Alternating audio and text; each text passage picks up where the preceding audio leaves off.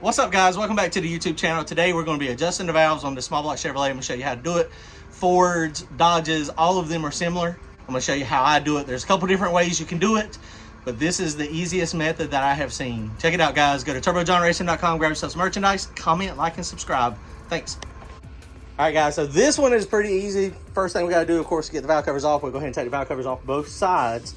Once we get the valve covers off, we'll get Milton inside the car, and we'll get him to start bumping it over. Now, a lot of people, they'll put a bump button up here on the firewall. That's why sometimes you'll see a button up here so they can quickly go through it. I'm going to do that at some point, but right now I just have not had time to do that. So we're going to adjust the valves real quick. I'll show you how I do it. There are some people that will run it through the firing order, and if you pull all the spark plugs out and you bump it, you got your finger over the hole, it'll hit compression. When it hits the compression stroke, you know both of those valves are now closed and you can adjust them.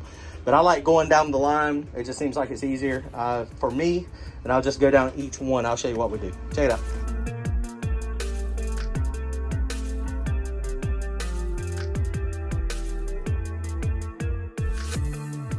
Here goes mine. I got T&D rocker arms. Now these are shaft style rocker arms, so these are just a little bit different than a normal rocker arm. A normal rocker arm has a stud coming out through here in the middle, and basically you adjust this up and down. But the procedure is the exact same. So when you're adjusting which one, and then, like I said, you could go through the firing order or you could just go down the line. So what I prefer to do is go down the line. That way I know I didn't miss any, and I can absolutely make sure I get on the base circle of the camshaft. The camshaft is like a teardrop, right? So over here on this side of my hand to the left would be the base circle. So this is the lobe. This is actually what opens the valve. And so you can see you got a lot of duration on these camshaft lobes. So you got to get on the back side, on the flat side, on the base circle in order to make this happen. So this is my exhaust valve. This is my intake valve. So you adjust the exhaust valve when the intake valve goes maximum lift, so it depresses the spring all the way and it starts coming back up. When it's almost closed, the intake valve, that's when you adjust the exhaust valve. When you adjust the intake valve is when the exhaust valve starts to open. So when this opens a few hundred thousandths, then this one is on the base circle and you adjust this one. So you just get them to bump it through. If I had the little button up here, I could click, click, click, click, click. If the spark plugs are out, you don't have to deal with compression on the motor, so sometimes it'll roll over faster. You could also roll it over by hand, but make sure the ignition's not on when you're doing this. We are not trying to crank the car, we're just trying to bump it over. So that's what we're going to do now. Let me show you. So I got Milton, he's going to hop in the car over here. Randy's going to do some recording. We're going to show y'all how we do it. Okay. Ignition off. Yeah. Okay, so now this is a handy little tool I made. This is the cheap version of the LSM. It's not a torque wrench. Basically, this is an old adjuster, and I put a 12-point half-inch.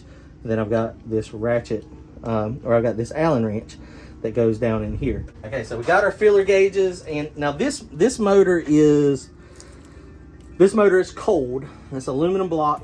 It's aluminum heads, so everything is going to grow. So we're going to set the lash 8 to 10 thousandths. I think I'm gonna just go ahead and set it on 8, and so that's very, very tight. And then when it's cold, it'll be 8. When it heats up, it'll be in the low 20 range, maybe the high teen range. Some people adjust these hot, some people adjust them cold. The thing is it's easier. You don't get burnt when it's cold. Okay, bump it. Bump, bump, bump, bump, bump. Okay, so see that exhaust just started to open, and so now we're on the intake valve here, and we got pretty good 8 here. It's a little bit of a loose 8. Okay, bump it. Bump, bump, bump, bump, bump, bump, bump, bump. Okay, now see, I can't adjust this one when this one's coming up because you see that one just started going down. So bump, bump, bump, bump. So the intake valve is now all the way down. It's fixing to start coming up. Bump, bump, bump. All right, hold it right there. So now we're on the exhaust side. So this one is still good as well. So both of these are fine. It's on the lobe, so we're good. Okay, bump. So now look, now the exhaust is coming up. This one's going down, so we can't do that one. So we're going to adjust this one when this one starts coming back up. Bump, bump, bump, bump, bump, bump, bump, bump. Go ahead and bump, bump, bump. All right, hold right there. Okay, so this one's a little loose.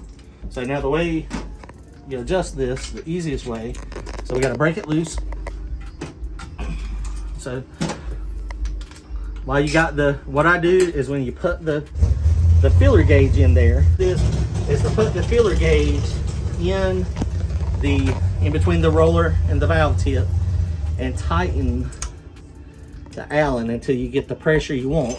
And then once you get the pressure, then you hold the Allen and snug up the nut. And that's what you're playing with to get this adjustment correct.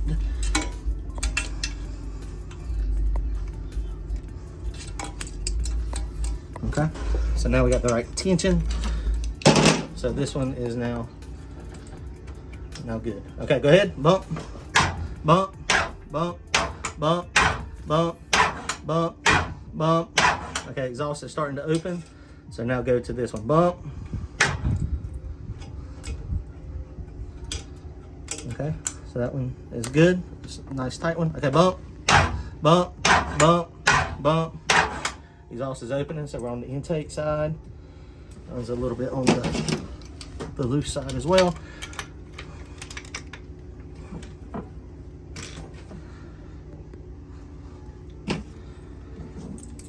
And then you get faster as you kind of start seeing. You see I didn't move this thing a lot at all. Bump, bump, bump, bump, bump, bump, bump, bump, bump, bump, bump, bump. That one is loose. Intake valve's coming up.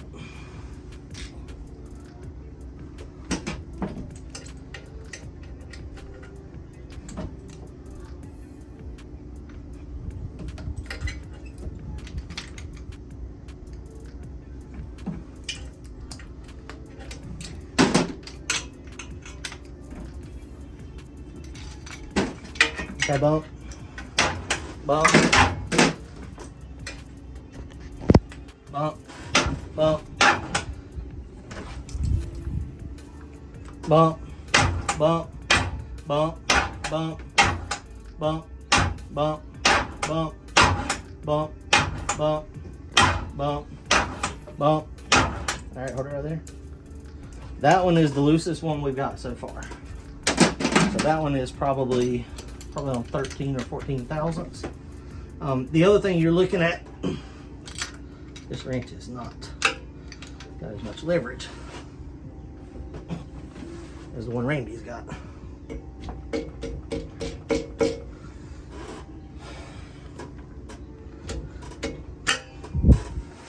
The other thing you're looking at, if you're just adjusting these, sometimes you're just not really, you're just running the filler gauge through them. If you're in between rounds, all you're trying to do is make sure none of them are growing or shrinking excessively, because that would show that you have an issue somewhere in the valve train. All right, bump, bump, bump, bump, bump, bump, bump. Just going to stick this one back in. I just adjusted that one and it felt like I might have went a little too tight, but I think I'm good. All right, so this whole side is now done. Now we'll do the same thing on the other side. Very easy, very simple. This is one way to do it, but remember, when you adjust the intake side, exhaust valve just starting to open, you adjust the exhaust side with the intake valve as it starts to close. All right, guys, comment, like, and subscribe. We'll see y'all soon. Later.